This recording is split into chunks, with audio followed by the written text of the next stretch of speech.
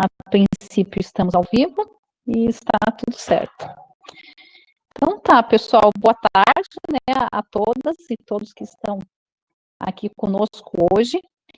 Então nós estamos aqui para a defesa, o exame de qualificação de dissertação do Gilberto Amadeu da Cunha Júnior, do programa de pós-graduação em oceanografia. Temos aqui como banca examinadora, quero agradecer a presença de todas as professoras que estão aqui conosco, a professora Natália Pirani Guilherme Lopes, membro externo da Universidade Federal do ABC de São Paulo, a professora Andresa Martins, membro externo também da UFSC, a professora Marinês Scherer, que é membro interno da PPG da UFSC, e eu, Alessandra Fonseca, que sou orientadora do trabalho do Gilberto. Então, o trabalho tem como título a importância científica para o engajamento de jovens no combate das mudanças climáticas marinhas. Então, nós iniciamos com a apresentação. Eu vou pedir encarecidamente que a gente feche nossas câmeras para manter essa transmissão boa. Giba, é bom a gente falar com calma, bem pausado, porque se der alguma falha, a gente não perde tanto a informação. Tá bom? Então tá. Vou fechar minha câmera aqui também. Então pode iniciar, Giba. Você tem meia hora, né? É isso. Só aparecer a tela aqui. Você compartilhou o PDF ali? Como assim compartilhou o PDF? A apresentação. E já, eu tô vendo pelo menos a apresentação aqui na conferência. Para mim tá uma tela preta agora. Eu também não tô vendo só umas setas girando. Ele não está entrando ainda para você, mas aqui para mim a tela está aparecendo e pelo que eu estou vendo no YouTube também está aparecendo. Segue só uma tela girando? Eu vou parar então compartilhar. Tá, eu vou parar e vou compartilhar de novo. Pra mim ficou a tela toda preta, não vi nada. Tá, então vê se agora. Tá carregando, parece. Agora apareceu para mim. Apareceu para todos? Tá. Então, sim, eu vou colocar aqui na visualização, modo tela cheia. Ok. Tá certo? Então tá. Só deixa eu ver só o seguinte, eu vou ter que mudar isso daqui. Modo de leitura, isso, para eu poder estar acompanhando aqui também. Tem que propagar. Cheio de detalhes.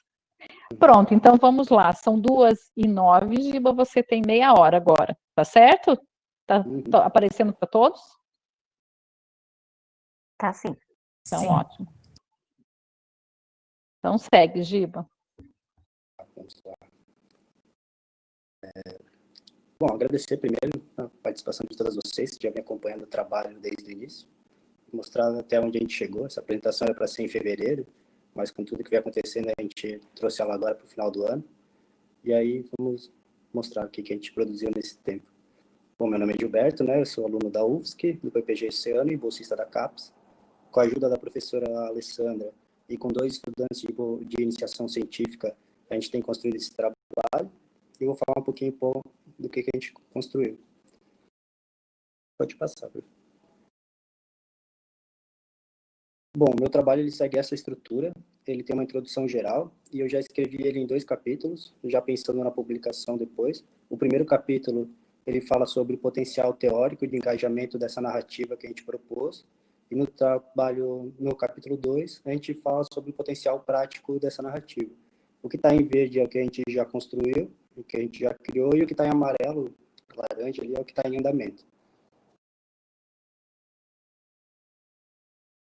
Pode passar. Estou tentando. Foi.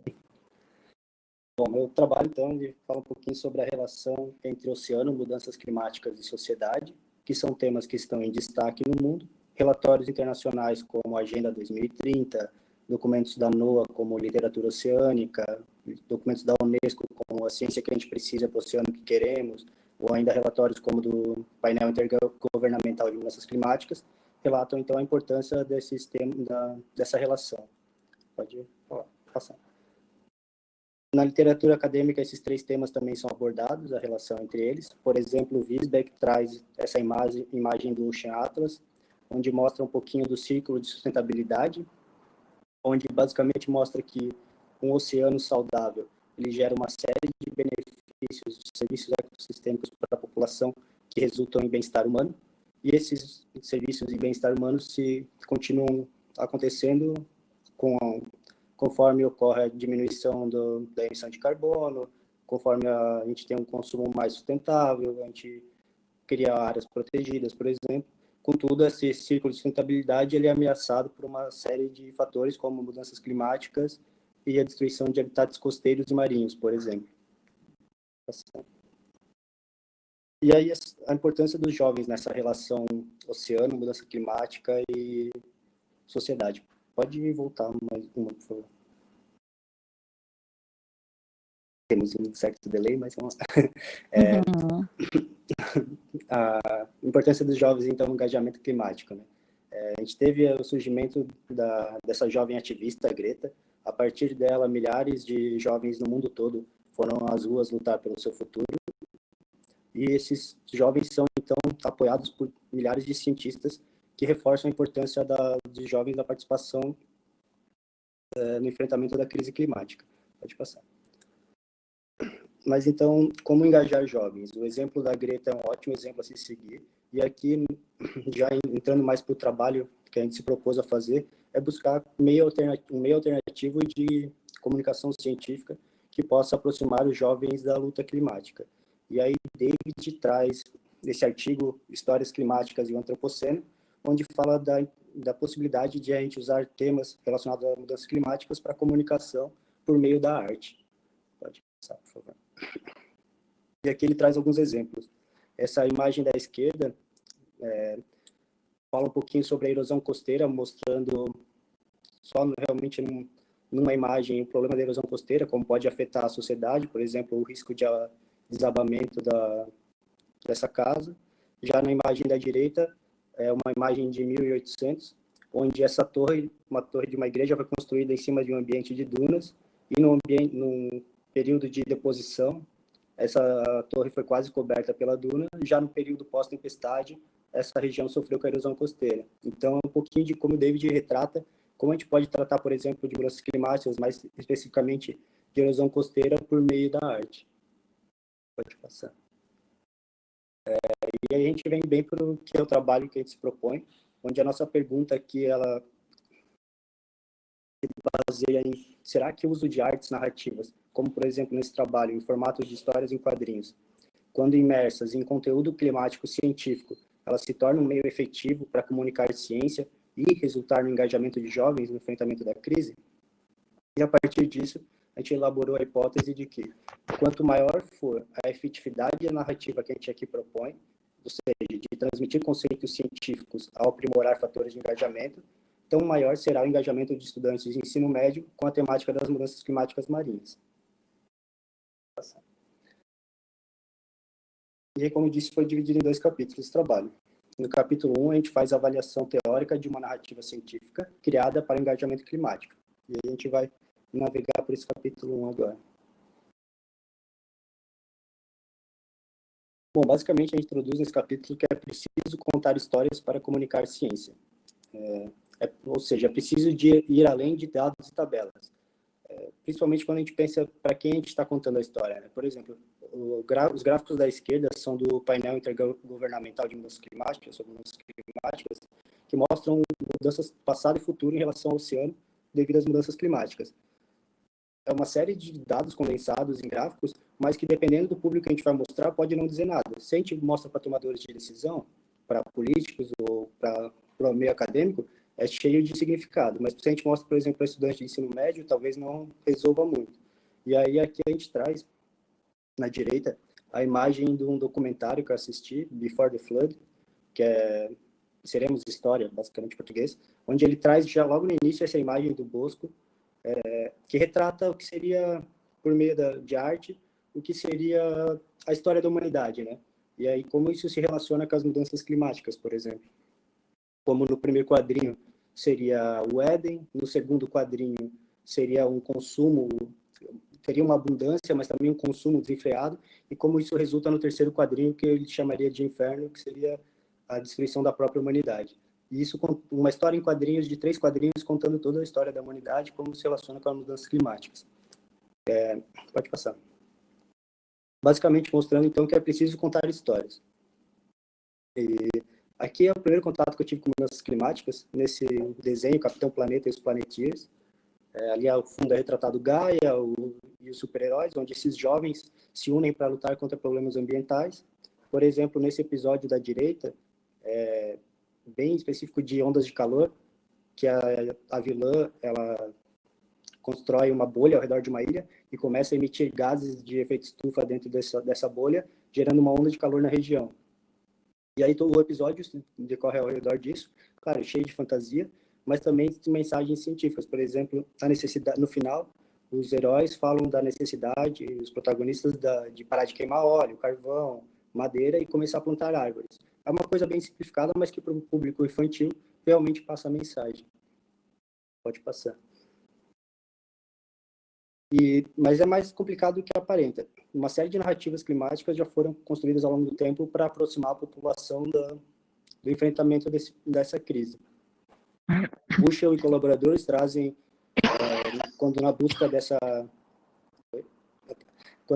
de uma narrativa unificada, trazem uma série de narrativas então que foram elaboradas e como elas podem engajar ou afastar a população. Uma narrativa pode tanto afastar quanto aproximar, dependendo dos temas que ela aborda. Aí eu trago um exemplo no próximo slide dessa complexidade. Será que é? Que é o filme O Dia Depois de Amanhã, que retrataria uma narrativa de fim de mundo, basicamente. O filme, para mim, que sou nacional, pelo menos, é um filme que chama bastante atenção, porque ele retrata uma mudança abrupta da corrente oceânica do Golfo. Ou seja, devido ao aumento do gás do efeito estufa, as mudanças climáticas, essa corrente ela sofre uma perda de calor, de temperatura muito abrupta, e isso gera uma série de eventos extremos que, por exemplo, congelam Nova York, e não só isso, com o tempo vão transformando uma nova era do gelo na Terra. E aí, Lowe fez o estudo em cima desse filme. Logo após as pessoas assistirem, ele descobriu que as pessoas estavam mais conscientes de que existe um problema climático, ou seja, aproximou um pouco, mostrou que aquele problema existe, que é algo que a gente precisa enfrentar. Contudo, por ser um filme de ficção científica e abordar temas muito extremos, as pessoas não sabiam como agir após aquele filme. Por mais que elas se tornaram conscientes do problema, elas não tinham em mãos meios de agir. Elas não entenderam quais eram as causas, os efeitos reais daquele problema e como elas, como indivíduo ou como grupos, podiam combater aqueles efeitos. Mostrando, então, um pouco dos desafios dessa comunicação por meio de narrativas climáticas. Pode passar, por favor. Mas, então, o que é uma narrativa climática? Uma narrativa climática científica, basicamente. Para nós, aqui nesse trabalho, eu juntei uma série de conceitos e construí o meu próprio conceito para poder trabalhar, que é do que é composta uma narrativa climática científica. Então, a narrativa ela consiste basicamente em organizar e dar significados aos eventos da vida, que para transmitir esses significados a gente precisa de estratégias de comunicação climática e possuir estruturas para a criação de narrativas climáticas robustas. E que tudo isso pode ser aplicado para comunicar ciência quando feito a partir de informação científica. Então, para nós, isso é uma narrativa climática científica.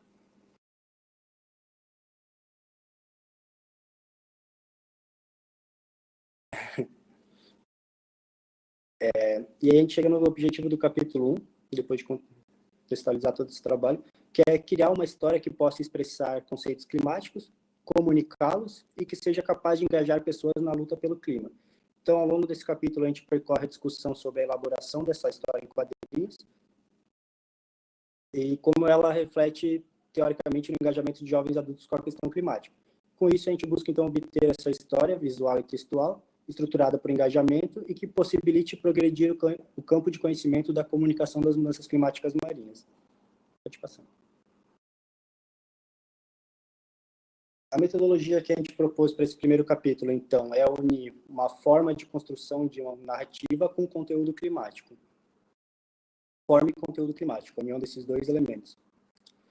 A estrutura que a gente usou, a forma que a gente usou, são os 5 passos propostos por Jones, que são esses 5 passos centrais, que é contar uma história, ter uma história para contar, preparar o cenário, escalar o elenco, elaborar o enredo da história e explicar a moral da história. E dentro dessa estrutura foram inseridos esses elementos laterais, que são fatores de engajamento, como conhecimento sobre as causas e efeitos das mudanças climáticas, o comportamento, as ações, as preocupações, as atitudes das pessoas em relação ao clima. E conceitos chaves que Bushell traz, que são abordar a ciência de forma acessível, aproximar as pessoas do problema, dando um sentimento de pertencimento, de que é também importante elas agirem, e legitimar ações que estão acontecendo, de uma forma atraente e coerente. Então, essa é a estrutura para a construção da narrativa. E a gente já vem direto para os resultados. Então, ter uma história para contar, contando uma história, né? A história que a gente conta aqui é basicamente sobre impactos de eventos climáticos extremos numa região litorânea. Então, a gente se baseia em temas que estão em evidência no mundo, como as mudanças climáticas marinhas e costeiras, e que, por exemplo, aqui tem esse gráfico que Kulp e Strauss trazem, que é o número de pessoas expostas no ano de 2050 à elevação do nível do mar e a enchentes costeiras. Só no Brasil, por exemplo, é estimado que de 100 mil a 1 milhão de pessoas estejam expostas a esse tipo de evento em 2050. Mas, na verdade, a população costeira no Brasil e em outros lugares do mundo já vem sofrendo com problemas de erosão costeira e aumento do nível do mar. Pode passar, professor. Por exemplo, a gente trazendo mais para a região aqui, onde a gente está realizando o trabalho, que é onde fica a UFSC também, o campo da PPG Oceano, que é a ilha de Santa Catarina, Florianópolis. Por exemplo, nesse primeiro gráfico do CSI, é um mapa que professores e professoras aqui da universidade elaboraram, que mostra as áreas expostas a eventos extremos de tempestades costeiras, né? Que é toda essa faixa litorânea de praias aqui é exposta. Ao lado tem um mapa de densidade populacional, onde mostra, então, onde tem os maiores alistamentos da população. E no terceiro gráfico, ele sobrepõe esses dois gráficos, mostrando, então, qual seria a população exposta a eventos extremos de tempestades costeiras. Por exemplo, naquela região dos Ingleses, na região do Manguezal Interna e na região do Campeche, no Morro das Pedras, da Armação. São regiões que já estão sofrendo com essas tempestades costeiras e que a população também acaba sendo impactada. Pode passar, por favor. Além disso, por exemplo, a gente falou de mangues e praias, a gente tem também aqui esse trabalho da professora Marinês com o professor Asmus, também aqui da universidade, que fala sobre como, então, as ações humanas podem também acabar agravando esses problemas quando, por exemplo, uma tempestade costeira atinge a costa. Por exemplo, no Manguezal, ele fornece o serviço ecossistêmico com benefício para a população de proteção costeira. Contudo, esse serviço pode ser ameaçado quando a gente tem a construção de infraestruturas e outras ações humanas em cima do manguezal, que, por sua vez, acabam fazendo com que esse serviço desapareça e que a tempestade costeira chegue e acabe amplificando seus impactos quando atingem essa região. Pode passar. Então, basicamente, a nossa história fala sobre esses impactos de eventos extremos de tempestades costeiras, tempestades de maré, nesse ambiente costeiro, realmente. E a nossa história, então, no passo 2, a gente preparando o cenário, a gente entendeu que o cenário é voltado para jovens. Então, inspirado muito na Greta, mas também voltado para a população que mora nesse ambiente litorâneo, principalmente em regiões que são afetadas, como a gente disse, ali no Campeche. E essa é uma foto real do Campeche, mostrando como a erosão costeira já afeta aquela região. E aí, embaixo, uma imagem de como a gente traduziu isso para uma história, basicamente uma história em quadrinho. Pode passar. Além disso, somando ainda, buscando entender mais sobre esses jovens, sobre quem eles são, a gente pegou esse trabalho do Kilt e colaboradores, onde ela basicamente distribuiu os jovens em 4 grupos em relação ao clima, que são os ativistas preocupados, os caridosos, os paralisados e desengajados. O que a gente tem, então, pensando nesses jovens, é que a narrativa, a história, ela foi construída para passar, considerando que pode haver todo esse grupo de jovens, mas que a gente busca, então, torná-los aqueles desengajados cada vez mais ativistas. Isso se baseia nos fatores de engajamento que eu mencionei anteriormente, por exemplo, nível de consciência, de atitudes, de conhecimento. Quanto maiores esses níveis, mais ativistas eles são. Quanto menores esses níveis, menor o nível de... são mais desengajados, no caso. Pode passar. E o cenário ele ainda foi adaptado para histórias em quadrinhos, porque é um meio que acaba conversando com jovens mais do que outros tipos de meios de comunicação ou textos escritos. É um tipo de comunicação que já está há centenas de anos, que existe há centenas de anos e que possibilita, então, comunicar a ciência de uma forma mais popular, com um elemento mais narrativo. Pode passar. Essas já são imagens da história, né? E aí, então, tendo uma história para contar sobre os impactos, tendo a população que a gente quer atingir, nosso público-alvo, preparado esse cenário, a gente escalou o elenco que faz parte da história. Então, ele é muito baseado também na protagonista, que seria inspirado na Greta, que a gente chamou de ela, e na comunidade local dessa região costeira, onde a gente agregou pescador, professora, político, repórter, membros da comunidade indígena, especialistas, pessoas com conhecimento mais leigo nos temas, mas todo esse grupo, tanto ela quanto os outros personagens, são tidos como protagonistas na história, onde ao longo do arco da história, eles vão se desenvolvendo, de se tornar de desengajados até pessoas ativistas, tanto a nível individual quanto a nível de grupo. Pode passar.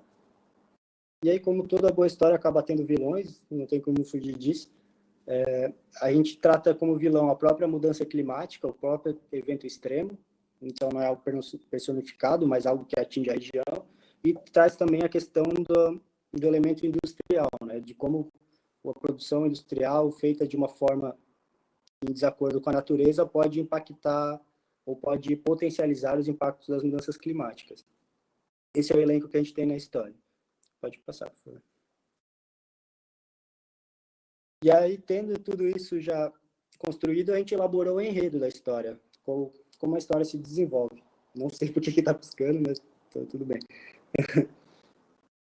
No ato 1, a gente apresenta um mundo que antes ele estava preservado e que sofreu com uma intensa urbanização irregular ao longo do tempo. E aí surge, então, acaba vindo uma tempestade costeira, uma tempestade de maré, onde essa tempestade encontra essa região que sofreu intensa urbanização irregular e gera uma série de impactos de danos à população. E aí, como essa população, sofrendo com esse problema, descobrindo sobre esse problema, acaba se unindo para buscar soluções, como, por exemplo, replantar a vegetação nativa de costeiras de manguezais. Pode passar. Esse seria o enredo da história. E aí, explicando a moral da história, é meio que resumimos a moral da história em duas frases-chave. Assim, né? O clima está mudando em você. Quando a gente propõe, então, uma mudança pessoal e mudança do grupo, e uma mudança de consciência, de hábitos, de engajamento, que é aquela coisa de aprender ao longo do tempo e se tornar uma pessoa mais ativista, e mude o sistema, não o clima. Então, como é necessário fazer uma mudança tanto do setor industrial como das ações das pessoas, não para um desenvolvimento desenfreado, mas para um desenvolvimento mais consciente, mais em harmonia com a natureza, mais baseado na natureza. A gente fala muito mais baseado na conservação, na manutenção, por exemplo, dos serviços ecossistêmicos. Pode passar. Aqui eu tive que resumir os tópicos da discussão do capítulo 1, porque a gente tem um tempo limitado, já foi aí 20 minutos, um pouquinho mais. Então, eu vou falar só um pouquinho sobre o primeiro tópico, que é explicando a complexidade das mudanças climáticas de forma acessível à população. Então, a gente discute no capítulo 1 realmente a gente trouxe aqueles conceitos chaves e como eles foram abordados e qual a importância de abordar eles ao longo da narrativa. E aí, por exemplo, o tópico 1, pode passar. Como é que a gente fez isso? Como é que a gente explicou a ciência de forma acessível para a população? Um tópico foi fazendo a tradução de conceitos científicos complexos em mensagens mais acessíveis. Por exemplo, pegar, ao invés de eu falar tempestade costeira, tempestade de maré, traduzir para uma palavra mais simples que seria ressacas marinhas. Ou trocar a palavra resiliente para resistente, quando a gente fala em relação à natureza. Por mais que não sejam conceitos exatamente iguais, é muito mais fácil, muito mais perto eu falar para a população sobre ressacas marinhas do que eu tentar introduzir um novo conceito sobre tempestades de maré, porque é algo que elas já conhecem. E isso não é feito simplesmente pegando ressacas marinhas e jogando um conceito para eles, mas é feito ao longo da história, vai sendo desenvolvido durante a conversa dos personagens. A gente chamou de janelas de descoberta, que aí conforme a história vai acontecendo, eles vão descobrindo sobre a questão, sobre como podem agir. Por exemplo, nessa imagem da esquerda, enquanto eles estão replantando, a protagonista e outras pessoas estão replantando a vegetação nativa, eles estão aprendendo com uma pessoa que já tem um certo conhecimento sobre o tema, sobre a importância daquela vegetação. Pode passar, por favor. Outro tópico que a gente abordou, então, nesse expressando de forma mais acessível à população, seria transmitir mensagens utilizando de informação científica, ao invés de narrativas de ficção científica. Por mais que filmes como O Dia Depois de Amanhã eles tenham um apelo, por exemplo, é um filme de Hollywood, é um filme que atingiu centenas, milhares de pessoas, ele tem um apelo, então, de aproximação, ele acaba tratando de temas que são incertos até no ambiente acadêmico. Por exemplo, quais são os efeitos da quebra, dessa mudança abrupta da corrente marinha. Por mais que a gente tente prever, não existe um modelo que vai dizer exatamente o que acontece se uma mudança dessa tão abrupta é o evento mais extremo possível acontecer. Então, a gente tentou traduzir isso de uma forma mais simplificada. Pode passar. Trazendo para temas que no debate acadêmico já são mais, não diria fechados, mas que estão mais definidos, que é, por exemplo, a retirada da vegetação costeira de manguezais e como isso ocasiona a perda, por exemplo, da proteção costeira, ou ainda da restinga, e como isso pode intensificar os impactos de um evento extremo climático. Então, esse trouxe um pouquinho só desse tópico da discussão, que seria essa pensando de forma mais acessível, como a gente abordou isso. E a discussão vai muito mais além dos outros tópicos, mas a gente pode estar discutindo isso caso vocês tenham interesse depois. Pode passar, por favor. Então, basicamente, no capítulo 1, a gente fez essa criação da narrativa, uma avaliação mais teórica dela, onde a gente abordou temas climáticos atuais, a gente inseriu uma série de elementos narrativos voltados à comunicação climática, o que resultou numa história que é essencialmente científica e voltada para o engajamento climático de jovens, mostrando assim o que seria esse potencial teórico de engajamento da narrativa proposta. Pode passar. E aí chegamos no capítulo 2. Tem tempo, hein? 9, 19, 29. Tá. No capítulo 2 a gente tem a avaliação prática da narrativa unificada no engajamento de jovens com a crise climática. Então aqui a gente propõe uma avaliação prática dessa narrativa, realmente aplicar ela e ver se ela tem uma efetividade ou não. Pode passar, por favor. Basicamente, só introduzir, então, o que seria uma história em quadrinhos científica. Na palavra de Culver Whitaker, uma história em quadrinhos científica é aquela que enfatiza a importância de equilibrar entretenimento e informação, buscando sempre criar uma narrativa que seja visualmente engajante, sem sobrecarregá-las com fatos, ou ainda sem comprometer a acurácia científica. Pode passar. Mas histórias de quadrinhos comunicando ciência existem aos montes já, né? Por exemplo, no site da Marinha tem uma série de histórias em quadrinhos, por exemplo, com uma tartaruga sendo protagonista, onde fala da importância da Ilha da Trindade para a comunidade e para a preservação. Mas será que as histórias em quadrinhos elas são efetivas em comunicar ciência? Eita. Só. Depois eu deixo. É o vizinho, acho. Perdão. Pode voltar, professor. Então, basicamente, será que essas histórias em quadrinhos elas são efetivas em gerar engajamento com as questões ambientais, mais especificamente com a questão da comunicação climática marinha e costeira? É isso que a gente tentou buscar entender, então. Pode passar.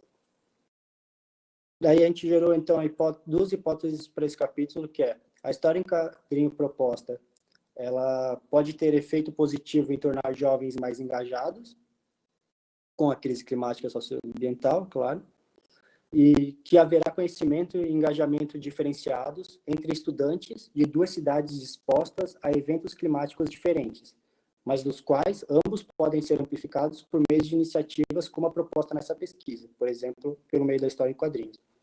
E aí, testando essas duas hipóteses, a gente buscou, então, avaliar a eficiência prática da inserção dessa narrativa em formato de histórias em quadrinhos, científica, como um meio de divulgação científica, para engajamento de jovens estudantes de ensino médio com as mudanças climáticas marinhas. Pode passar. E aí a metodologia aqui, na metodologia, então, a gente tem uma área de estudo, a gente tem um desenho amostral já definido, um questionário para buscar os dados, a intervenção, que é o meio que a gente vai chegar até os estudantes, tudo isso para buscar, então, depois uma análise e interpretação dos dados, que vai nos dizer qual é o potencial prático de engajamento dessa história. Pode passar. A área de estudo e desenho amostral, então, a gente tem aqui na Santa Catarina o que seria a ilha de Santa Catarina, que é um ambiente que está diretamente afetado por eventos climáticos extremos marinhos, e a cidade de Jaraguá do Sul, que é uma cidade que é menos afetada porque não tem contato direto com o ambiente marinho. A gente quer ao menos 3 escolas em cada município. A gente acabou ampliando um pouco para estudantes de 7º ano até o último ano do ensino médio, que são estudantes que conseguem ler a história, e um número amostral de cerca de 500 estudantes. Pode passar. Aqui a gente tem um questionário para coleta de dados. No bloco 1 são os dados socioambientais dos estudantes. Do bloco 2 ao 7 são os 5 fatores de engajamento que a gente mencionou lá anteriormente. Cada bloco avalia um fator de engajamento especificamente. E o 7º bloco, que está piscando ali, é um bloco para que os estudantes avaliem, nas palavras deles, as histórias em quadrinhos, se elas foram efetivas ou não. Pode passar. A intervenção vai ser feita em meio digital. A gente já está em contato com as escolas, tanto de Jaraguá do Sul quanto de Florianópolis. Vai ser fazer o envio dos documentos para a pessoa responsável, uma professora ou um professor que vai ser responsável por aplicar a intervenção, vai ser responsável por aplicar a atividade. Vai ser, então, os estudantes vão responder um questionário, eles terão de 2 a 3 semanas a seguir para ler a história em quadrinho, e depois será reaplicado o mesmo questionário. Os dados, que é aquele questionário anterior que eu mostrei, os dados viram diretamente para a gente, porque é tudo feito por meio do Google Drive. A gente vai fazer a organização e planeamento desses dados. Pode passar. E aí, a análise dos dados busca, então, a partir dos fatores de engajamento, mensurar a magnitude desses fatores, a variação desses fatores, antes e após a intervenção. Ou seja, a gente vai fazer a média do valor inicial em relação ao valor final, para ver se houve mudança nesses níveis de engajamento. E a gente fará isso em 3 casos, buscando responder as hipóteses, que é avaliar a variação no nível de engajamento total, considerando os 5 fatores de engajamento juntos, avaliar a variação do nível de engajamento parcial, considerando cada fator de engajamento separadamente, e, finalmente, a gente avaliará a variação de nível de engajamento parcial e total, considerando os aspectos socioambientais, por exemplo, morar numa cidade costeira ou numa cidade que não tem contato direto com o ambiente costeiro. E aí, essa é a análise de dados que a gente faz. Então, chegando às considerações finais, pode passar. Basicamente, isso aqui é o cronograma que eu mostrei para vocês na dissertação, mas a gente recebeu uma informação da coordenação que a gente vai ter mais 6 meses para finalizar o trabalho devido a esse período de pandemia. Então, esse aqui seria o cronograma final de trabalho que organizei agora nas últimas semanas, onde o que está em verde é o que já foi, o que está em amarelo é o que foi readequado, e o que está em azul é o que já está acontecendo ou o que vai acontecer nos próximos meses. E ao lado tem uma tabela com as atividades mais listadas, e caso vocês queiram estar a fundo nisso aqui, a gente pode conversar também. Mas o que eu tinha para mostrar para vocês basicamente é isso. Daí aqui tem só a estrutura do trabalho também. Muito obrigado.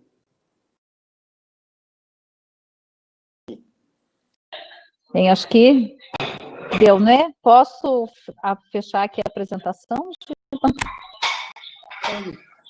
Tá. Eu vou fechar aqui também. Acho que podemos abrir. Deixa eu apagar aqui o layout novamente. Uhum. Passou a apresentação passou em 1 minutinho, 2, então tá bom, né? Então a gente pode começar a arguição, ou a banca quer um tempo. Então, para a gente iniciar a arguição, eu pediria para a professora Natália abrir o microfone, se possível abrir a câmera, depende aí da condição. Tudo bom, Natália? Obrigada, né, pela sua disponibilidade. Na pós-graduação em oceanografia, o aluno da pós-graduação, ele é avaliado em 3 momentos, né? Num projeto inicial, nesse momento da qualificação e depois na defesa. E a sugestão é que os membros da banca que avaliaram desde o projeto, pelo menos um permaneça, né, até a fase final. Mas a gente está mantendo todas as pessoas, então, que é muito, muito bom a gente poder ter essa linha, né, de acompanhamento. E a professora Natália, então, já avaliou o projeto do GIBA e agora está, então, avaliando a qualificação. Só vamos ver, cadê o GIBA? Ele saiu?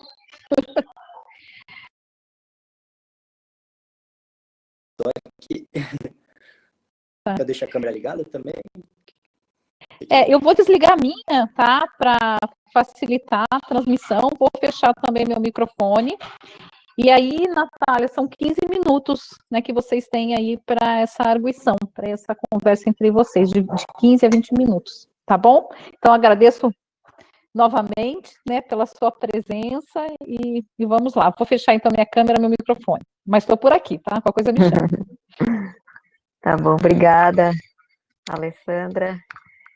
Obrigada, Gilberto, pelo convite aí de participar, né, e acompanhar esse projeto. Esse é um projeto muito importante, acho que ele tem uma importância grande nesses momentos atuais, né, da necessidade de a gente trabalhar a educação científica.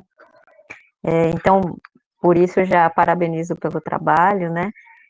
A minha fala aqui hoje, como a gente tem pouco tempo, é mais no sentido de algumas contribuições, talvez de estrutura um pouco, né, e algumas dicas que vocês podem acatar ou não, né, sugestões, para depois esse trabalho, de repente, ser publicado, né, então eu pensei em algumas questões, tá, Gilberto?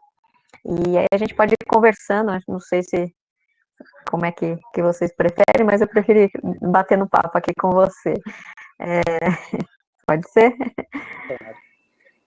Então, no seu capítulo 1, Gilberto, então, eu entendi, assim, a proposta da divisão em capítulos, né, então você vai focar o primeiro capítulo na questão da narração, da construção da narração, né, e o segundo capítulo mais nessa análise da efetividade da aplicação da narração para mudança de engajamento, né. No primeiro capítulo, eu senti falta, então, lá no começo, na introdução, de você falar um pouquinho mais sobre essa questão da relação entre narração e engajamento, né? Então, trazer os aspectos teóricos de engajamento logo lá no início do trabalho, né?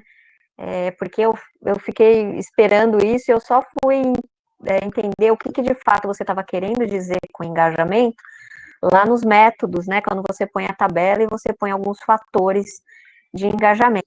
Acho que é muito importante trazer essa discussão teórica do que é engajamento e de quais são os fatores que estão por trás do engajamento, né? Então, eu acho que o seu trabalho, ele pede que você se aventure um pouquinho na literatura de psicologia, né? Então, eu estava buscando aqui alguns trabalhos que eu acho que são interessantes para você, então achei alguns que falam um pouquinho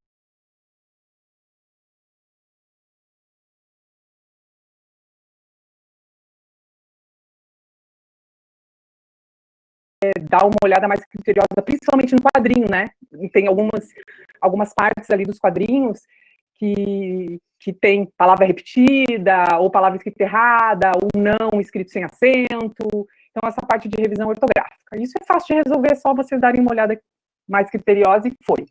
Tá? Eu imagino que tenha sido feito, né, tu passou essa última versão para a gente há pouco tempo, deve ter se embananado aí. Mas, eu lembro que já lá quando eu analisei a primeira etapa do projeto, eu te sugeri algumas literaturas, principalmente do Chilvers. Fui eu que te sugeri ou tu encontrou depois? Eu encontrei o teu trabalho quando eu estava lendo o Chilvers junto, daí palavras relacionadas, eu acabei te encontrando. Porque eu achei... Então, existe dentro e um pouco também já dialogando com a Natália, que estava falando antes, sobre a questão de você procurar literatura dentro da psicologia, né, para trabalhar alguns conceitos. Eu acho que eu discordo um pouco desse ponto, porque eu acho que você trabalhou muito bem os conceitos, essa ideia de percepção ambiental, né? Você absorveu isso do Chilvers, que é o trabalho que eu mais conheço, mas eu percebi isso de outros autores também, né, que você se baseou, e é toda uma literatura dentro das ciências humanas que trabalha com como você apreende, o modo como os atores com quem você quer trabalhar estão percebendo a realidade, né, a realidade ambiental, no caso. Eu acho que você articulou muito bem, é difícil da gente... A gente lê muitos trabalhos por aí, né, e é difícil a gente achar realmente quem consegue traduzir essa literatura para a sua pesquisa, sabe, de uma forma eficiente e prática, como você fez. Você conseguiu traduzir isso, colocar no seu quadrinho, sabe, eu acho que o jeito como você trabalhou diversos conceitos, a questão dos cenários, eu também não tive problema com a questão dos cenários, eu acho que, para mim, desde o início ficou muito claro que o cenário, ele não é só o físico, né, o cenário é uma coisa que engloba tanto os objetos, as estruturas, os fixos, os fluxos e os humanos, né? Engloba tudo. Mas talvez, isso eu concorde com a Natália, seja importante e interessante você explicar, né? Só uma questão de explicar os conceitos, de onde que vem. Então, o que é engajamento, o que você entende por engajamento, porque já apareceu realmente, não teve uma definição do que vocês entendem por engajamento, por cenário, já que é uma palavra polissêmica utilizada por diversas áreas do conhecimento e cada um tem a sua percepção cenário, né? Então, talvez só deixar isso mais claro, assim, no texto. Não é mudar, não é que o jeito que tu está usando está errado, de jeito nenhum, está muito certo. Quer dizer, tá muito pertinente para o que tu está propondo. Só talvez deixar claro para o leitor do projeto, né, não do quadrinho, mas do projeto, o que significa, qual é a tua percepção sobre, qual é o teu entendimento sobre esses conceitos. A minha dificuldade está sempre realmente em como é que eu coloco um conceito dentro de um texto, para não ser uma coisa engessada ali dentro, sabe? Agora eu vou abrir aqui 2 pontos, aspas, e tacar um conceito, ou vou diluir isso, daí talvez não fique tão claro, porque eu tento diluir num parágrafo o conceito, né? Não está especificado, por exemplo, o que é engajamento. Está citado lá em algum momento que é aproximar as pessoas da realidade climática, mas não necessariamente eu não sei como realmente abordar conceitos dentro, assim, eu tento diluir no texto, daí talvez isso que não fique tão... Tem que citar, né, porque você tem o teu conceito de engajamento vem de algum lugar, né, então a gente tem que citar e falar assim, não, por engajamento, nós entendemos, neste trabalho, nós entendemos, referência, né, por cenário, às vezes também só uma nota de rodapé já resolve, né. O mais interessante é não usar nota de rodapé sempre, porque você não vai cada conceito que você está falando colocar em nota de rodapé, mas um ou outro que realmente você não conseguiu, ele não vai ficar bom ali no texto, você, né, pode colocar uma nota de rodapé. É interessante. E uma coisa também que é para contribuir, tá? É de você já está usando essa literatura tão rica e já está usando de uma maneira brilhante sobre percepção ambiental. Mas em nenhum momento você falou que existe um campo de estudos, né, que trabalha com uma literatura específica para avaliar a percepção humana sobre os problemas ambientais. E o Chilvers faz isso, esse outro autor que você apresentou agora ali, eu não decorei o nome, também faz isso. É todo um pessoal que trabalha com uma literatura específica. Isso fortalece o teu trabalho, entende? O leitor vai olhar e vai falar, não, existe gente fazendo isso e ele está trabalhando com essas referências e traduzindo isso para o nosso contexto. Então, só sugerir isso, tá? Agora vamos para uma parte que eu achei um pouquinho a mais problemática do trabalho. Eu estou aqui com o meu cronômetro ligado para não passar muito. Tá? Existe para mim, ficou uma confusão, isso eu acho que talvez vocês tenham que detalhar um pouquinho mais, entre pergunta de pesquisa e as hipóteses, certo? Para mim, eu acho que não está muito claro o seguinte. Na tua pergunta de pesquisa, você diz assim: será que o uso de artes narrativas em formato de histórias em quadrinhos imersas em conteúdo climático científico é um meio científico para comunicar ciência e resultar no engajamento de jovens no enfrentamento da crise? Ok, o que eu entendi aí? Dentro dessa pergunta, você tem 3 variáveis que você quer avaliar, certo? Você quer avaliar se as histórias em quadrinhos são um meio efetivo para comunicar a ciência, certo? Você quer avaliar se existe, a partir desse meio efetivo, um engajamento dos jovens no enfrentamento da crise, certo? Agora, eu estou entendendo, daí já pulando lá para a tua metodologia, para mim fica muito claro que o que você vai avaliar, e a metodologia é eficiente para isso, é se os jovens se engajam ou não a partir da leitura dos teus quadrinhos sobre mudanças climáticas. Mas você não está propondo aí um método para avaliar se o teu quadrinho está sendo um meio efetivo. Entende? Confuso, já sabia que ia ficar confuso. Calma, vou tentar explicar. Tá? Porque você está pressupondo que você está fazendo uma ligação causal entre engajamento dos jovens e comunicação científica. E eficácia da comunicação científica. É diferente. Mas, de repente, a tua comunicação científica pode estar sendo eficiente, os jovens podem estar entendendo tudo, como no caso do Dia Depois da Manhã, do documentário que você explicou ali, mas não estarem se engajando por algum outro motivo que você não está avaliando. Entende? Mas eu acho que vai ficar mais claro quando eu te explicar aqui que eu acho que o problema maior não está na pergunta, está na hipótese, para responder essa pergunta, tá? E aqui na hipótese você está falando, quanto maior for a tua hipótese que você formulou quanto maior for a efetividade da narrativa criada ao transmitir conceitos científicos, né, maior será o engajamento dos estudantes no ensino médio com a temática das mudanças climáticas, né? Então aqui você está querendo avaliar, você está dizendo, a sua hipótese diz que existe um nível, um escalonamento de efetividade. Quanto maior for a efetividade, maior será o engajamento, né? Só que você só vai avaliar, dentro da sua metodologia que você está propondo, se existe engajamento ou se não existe engajamento. Você não está avaliando o que você está propondo na hipótese, que é uma escala de efetividade. Você teria que avaliar se existem diferentes escalas de efetividade de comunicação científica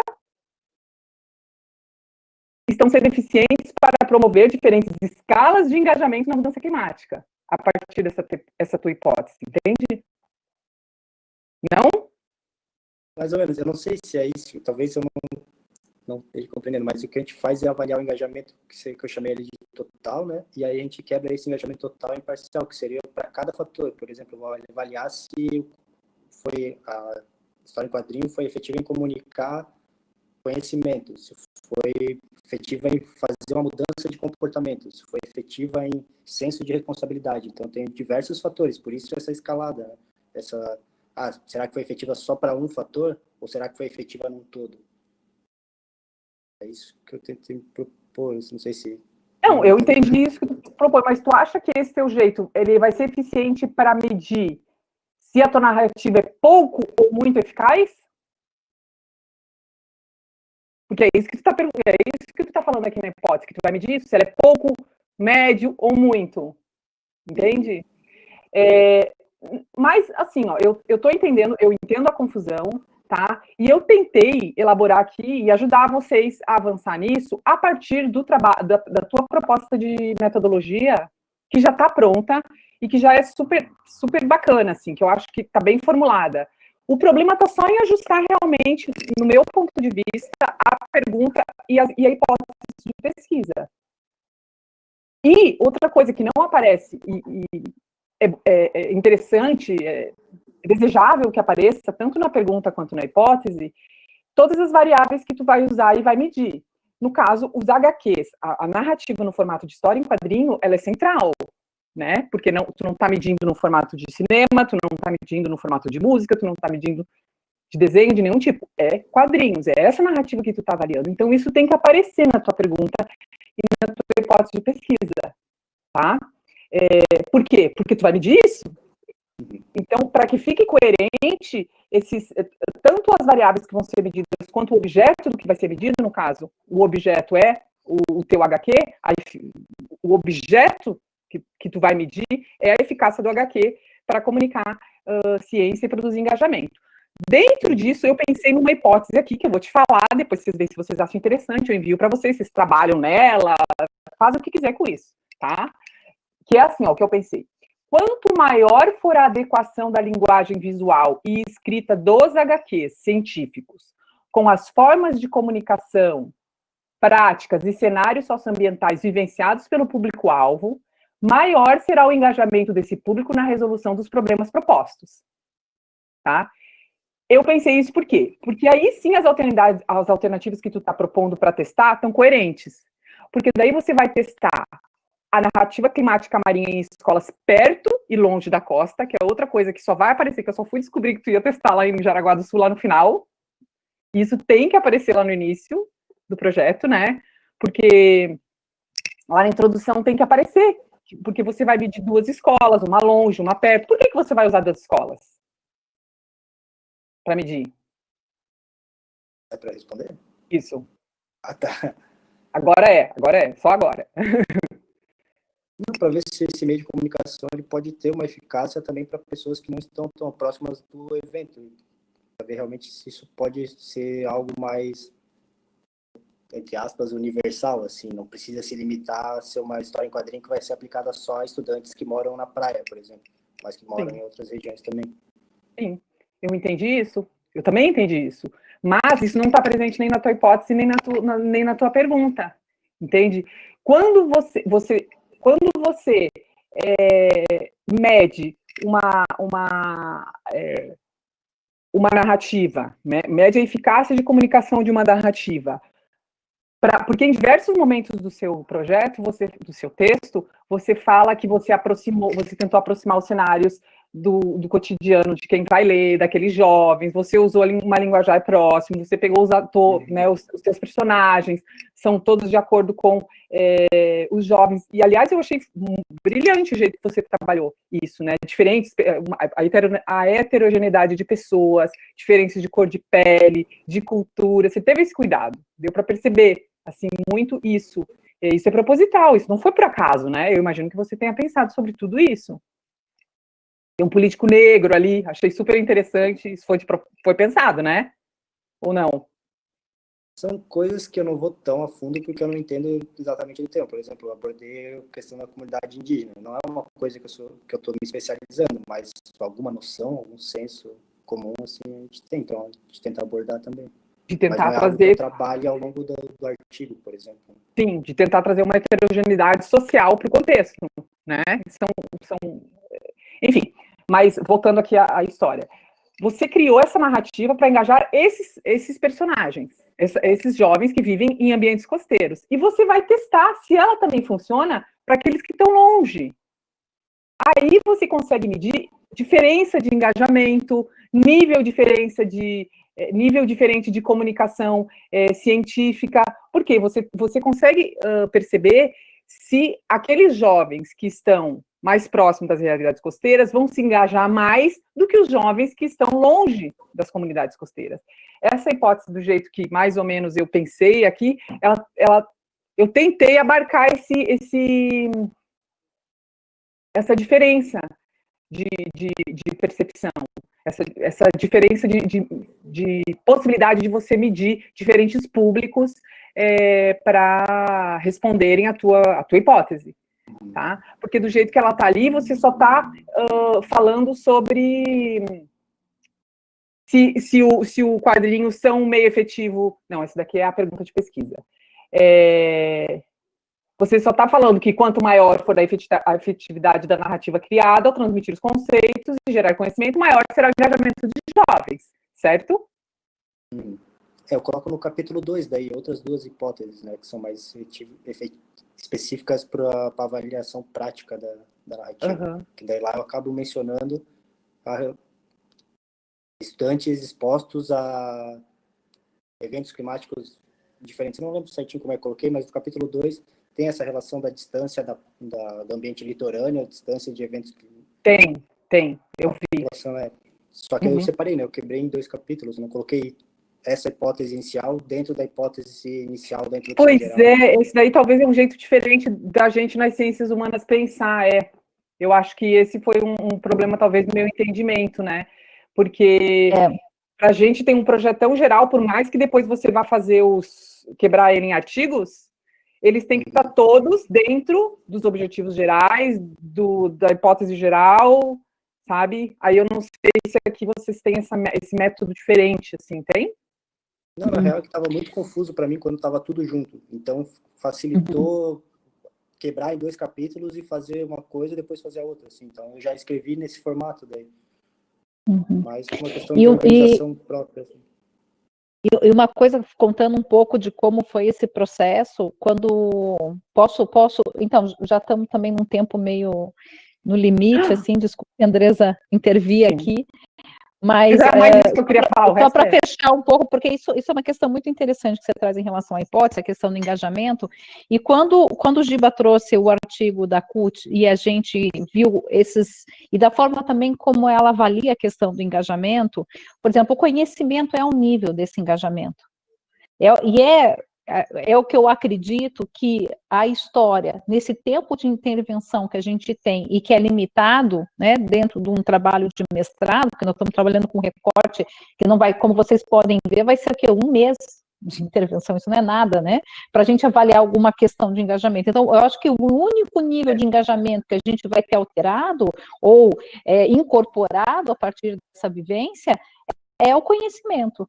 Porque os outros níveis de engajamento, a gente não tem nem tempo para chegar. E aí é um processo um pouco mais profundo, né? Como é que se desenrola isso? Mas, então, aí a gente está falando mais... Essas pessoas estão interagindo com essa narrativa.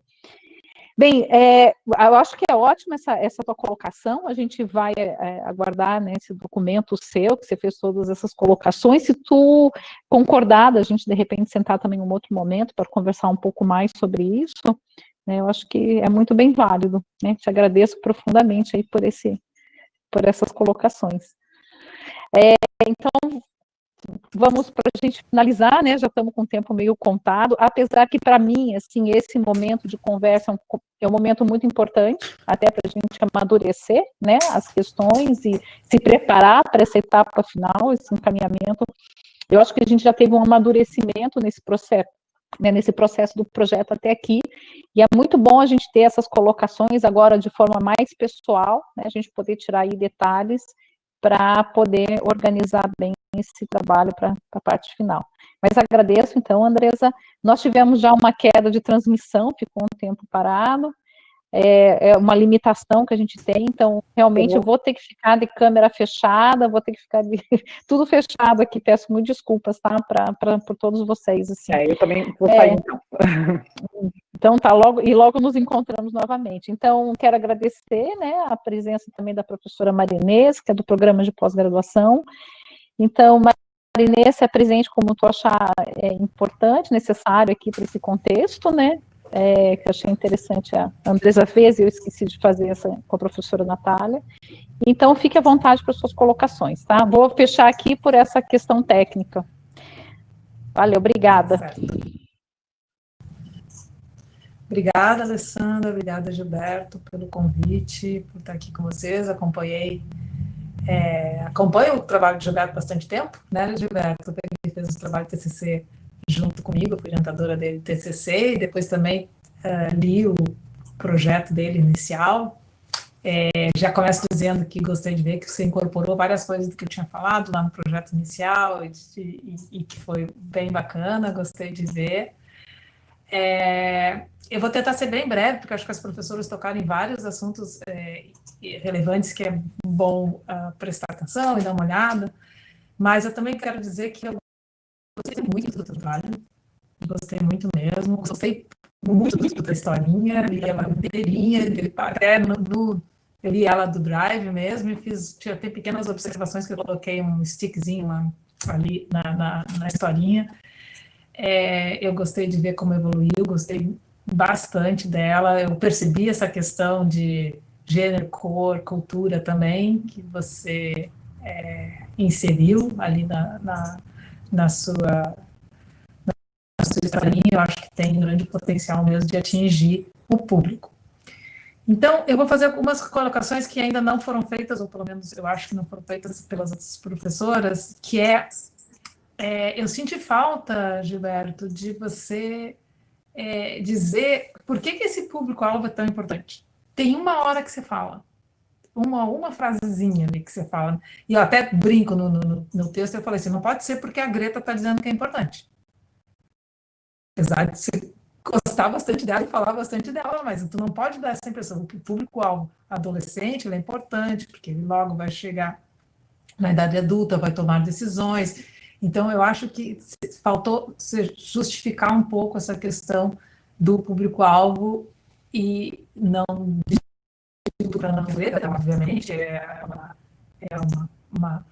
um personagem que está aí por detrás de toda essa motivação, mas por que eles são tão importantes nesse cenário de mudanças? E aí eu vou pegar um gancho lá da Natália, eu também achei estranho a mudança climática marinha, a mudança climática global, né? Os efeitos são no mar ou nos ecossistemas adjacentes, os ecossistemas que compõem esse ambiente costeiro e marinho. Mas ok, isso é uma coisa que você tem que decidir. Então, eu acho que isso do público-alvo, eu vou falar essas coisas gerais conceituais, e depois eu vou um pouquinho para a estrutura de alguma outra coisa. E eu acho que eu senti falta, não é que eu senti falta, eu comecei a ver que a palavra narrativa, você repete ela, e algumas vezes eu até marquei em amarelo só para mostrar, assim, num parágrafo ela tem umas 5 vezes repetida. Então você fala, ela está no teu título, ela está no resto do texto. O que você entende por narrativa? Você precisa me dizer isso no teu trabalho, apesar de que você imagina que você está dando isso para ler, para qualquer pessoa ler. Né? Eu lá tenho o meu entendimento, sei lá se é o mesmo entendimento que você está tendo de narrativa, porque você em nenhum momento explicou isso bem ali no texto, o que seria essa narrativa, e que ela pode servir em diferentes formatos. Então, você está escolhendo história em quadrinhos por causa disso e disso. Concordo que essa história em quadrinho ela tem que ter esse protagonismo, porque é exatamente isso que você está fazendo, que sempre foi, né, Gilberto? Sempre foi a ideia fazer história em quadrinho. Então, esses dois conceitos aí que eu acho que tem que ficar mais claro no teu trabalho.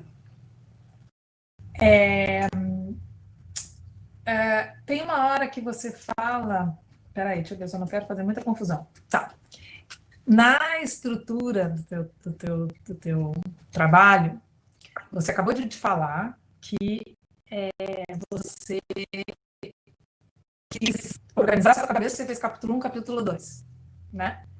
Como ele está apresentado, porque você tem uma introdução geral, e aí você vai para os capítulos, que tem uma outra introdução. E ok, isso uma dissertação em capítulos, em artigos, ela é assim. Você tem a introdução geral, e aí você vai... Só que você não me disse que é isso. eu não sabia que essa dissertação ia ser em artigos. Eu descobri com a estrutura dela. Então, é uma dissertação em artigos.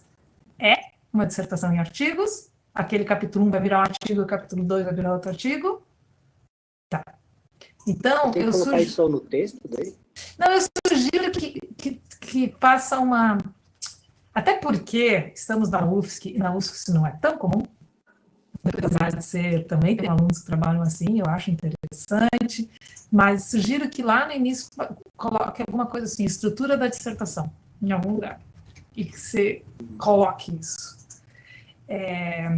Ou na própria introdução ali, dizer agora serão apresentados os 2 capítulos que compõem os 2 artigos dessa dissertação. Alguma coisa assim para o leitor não... Porque aí entra, capítulo 1, introdução. Eu falei, tá, mas ele acabou de me dar uma introdução, agora vai me dar outra introdução. Então, eu acho que essa estrutura ali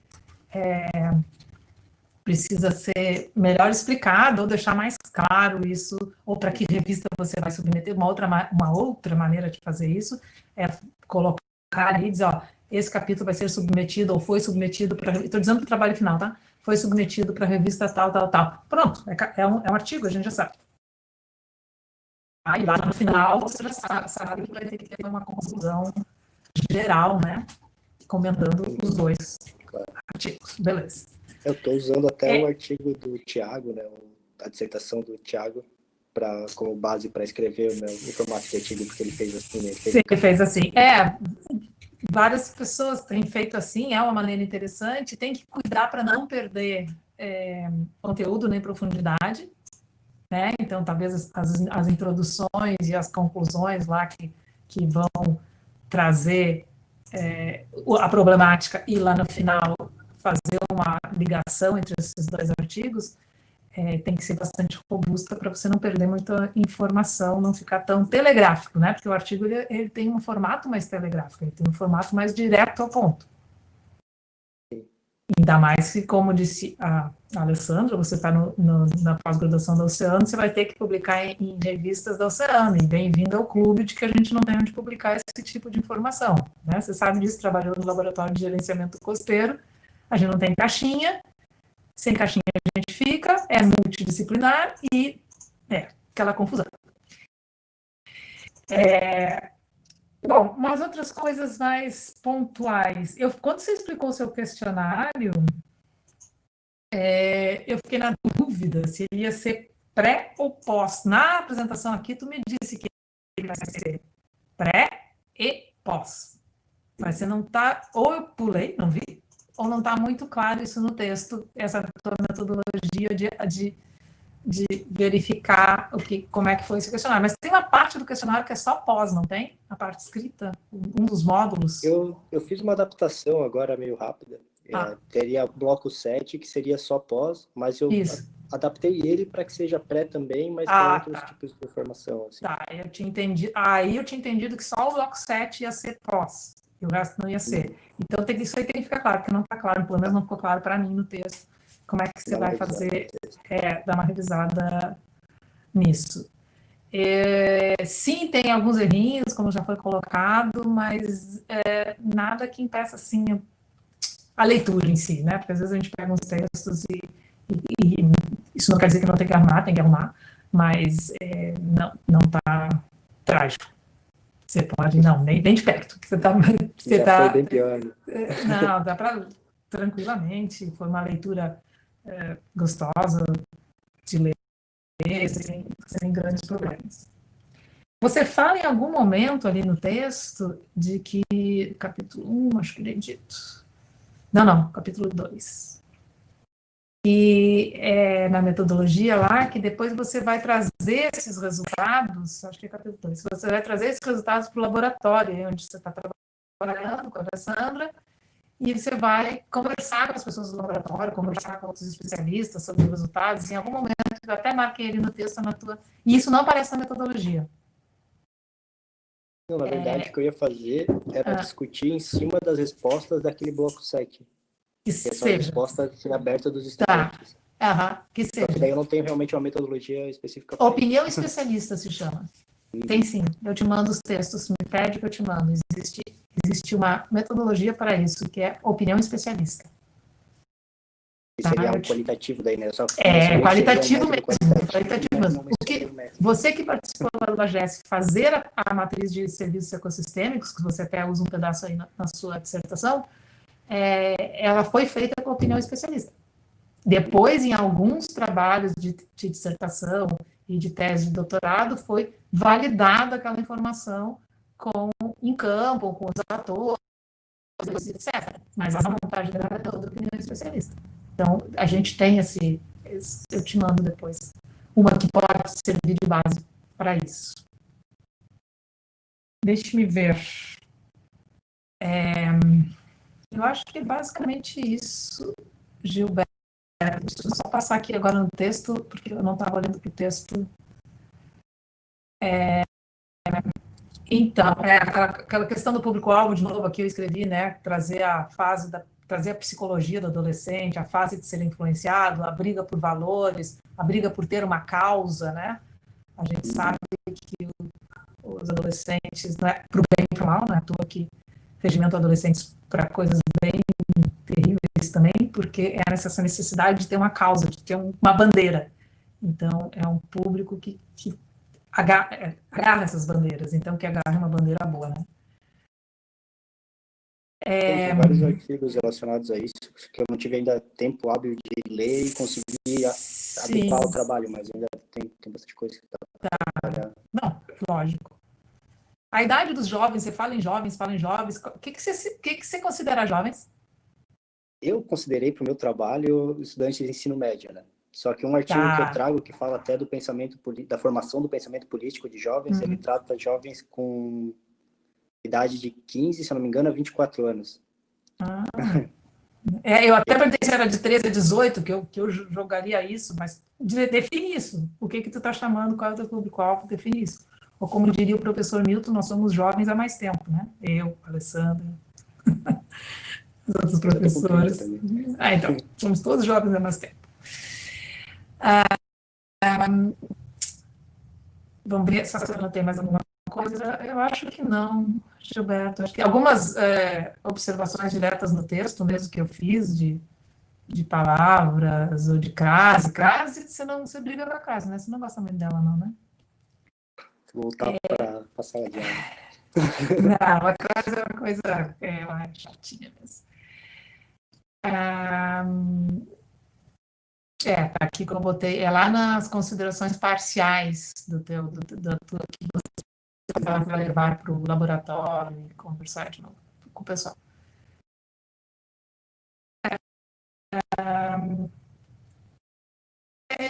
Basicamente, sem repetir, né, as pessoas estão falando, concordo com a grande maioria do que foi falado. Eu acho que é isso que eu teria para adicionar mais aí nessa discussão. Muito obrigada a você e a Alessandra por mim. A gente sempre aprendi bastante com o seu trabalho e com essa discussão aqui, que não é exatamente da minha área, mas eu gostei bastante e aprendi bastante. Obrigada, Alessandra e Gilberto. Eu descobri que bem, obrigada também. Biologia, porque tem 4 biólogas. Né? Tá vendo? Bióloga é polivalente. Não, mas a sonografia é muito...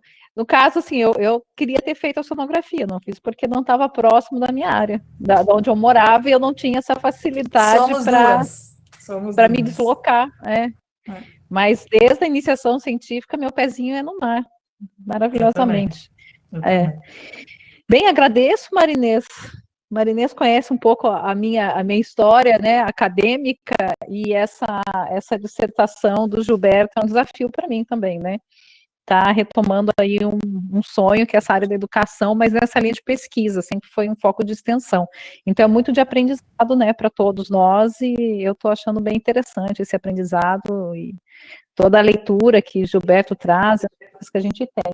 E agora a gente vai ter mais coisa ainda, né, na área da psicologia, essa questão que tu colocou sobre a metodologia associada, né, ao conhecimento, como é que tu chama o termo? Opinião Opinião dos especialistas. É o termo que A gente vai aprender. Eu já li isso em alguns artigos seus, né? Então, é a questão da metodologia mesmo. Bem, então agora a gente tem que ir para uma sala à parte, eu vou abrir aqui uma sala reservada, eu acho que a gente mantém a transmissão. Dá uma olhada, Giba, mas a gente teve um problema na transmissão um tempo atrás, não sei como é que ficou, mas eu vou abrir essa sala privada e eu vou colocar, então, nós nesta sala. Eu não sei como é que fica isso com a transmissão. E depois eu espero que eu consiga retornar para cá. Veja aí se vocês se apareceu, né? Se entrar na sala para você. Eu acho que eu tô sozinho aqui agora.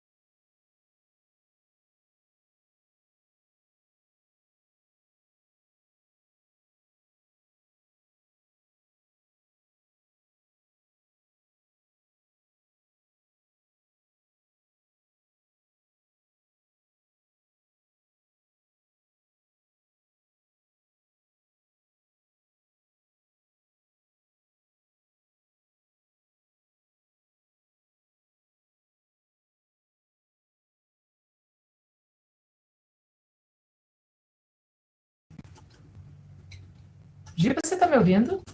Oi, agora eu tô. Que tinha me esquecido aqui.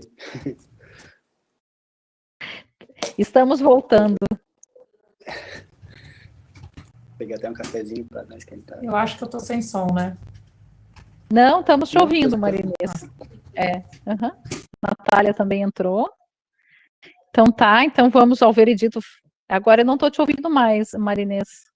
Tu me ouve? Tá desativado o microfone agora. Vocês estão me ouvindo ou não?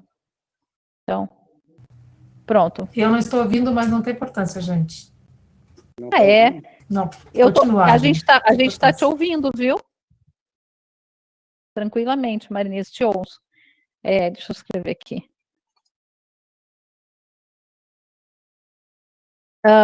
Bem, então, o veredito, né? A gente tem. A banca, então, se reuniu, a gente te deixou um tempo aí no limbo da internet, né? Coisa estranha esse negócio.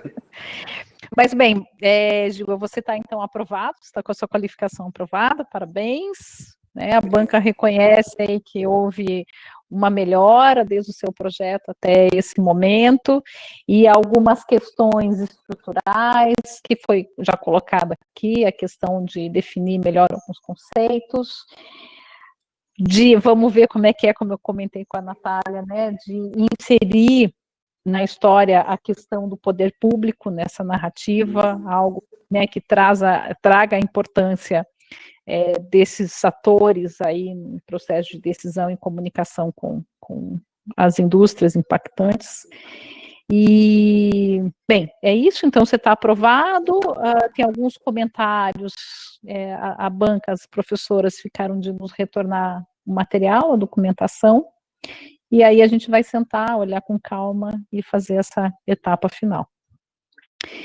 E é isso, né? Então, quero agradecer novamente a presença da Natália, da Andresa e da Maria Inês para estar conosco aí, pela leitura super atenta, criteriosa, cuidadosa. E assim a gente vai aprendendo todos e crescendo aí nesse processo. Quer colocar alguma coisa, Giba? Antes da gente Só agradecer encerrar? também, porque uma das maiores dificuldades que eu tenho é ter a segurança de que o trabalho tem uma base sólida realmente, né, para poder até depois uma publicação, poder levar para frente. E todas as contribuições que vieram aqui, acho que fortalecem isso. Então, eu tenho bastante trabalho para frente agora. É isso, acho que eu agradeço. Aí. Então, tá bom, gente. Obrigada. Vou fechar a transmissão lá no YouTube. Valeu, muito obrigado por tudo. Até a próxima.